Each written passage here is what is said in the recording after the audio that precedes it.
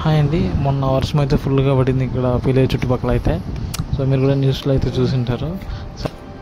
నేను రామాంజనేయ దగ్గరికి కలిసినప్పుడు ఏమన్నా మీ ఊర్లో ఫుల్గా నీళ్ళు ఉన్నాయంట కదా, ఏంది కదా అంటే అవునబ్బా ఫుల్గా ఉన్నాయి, నువ్వు వచ్చి చూస్తురావు సరే ఫుల్గా పోతుండే అంటే నేను వెళ్ళిపోతే. సో డిస్క్రిప్షన్ లొకేషన్ అయితే వస్తా. ఇక్కడ చేపలు కూడా పడుతుంటారు.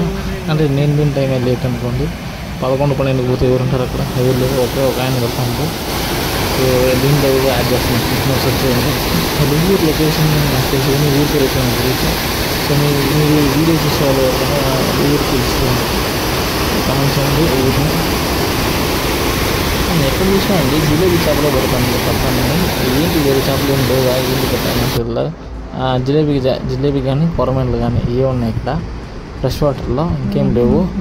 వేరే చేపలు ఏమైనా ఉన్నాయంటే కొంచెం ఆ లొకేషన్ కామెంట్ సెక్షన్లో చెప్పండి, అక్కడికి వచ్చి చూస్తాను నేను కూడా. అండ్ రేపు ఒక టిఫిన్ వీడియో అయితే వస్తుంది. ఆల్రెడీ తీసి పెట్టినా కానీ అప్పుడు చేసానికి అయితే అసలు టైం కుదరట్లేదు.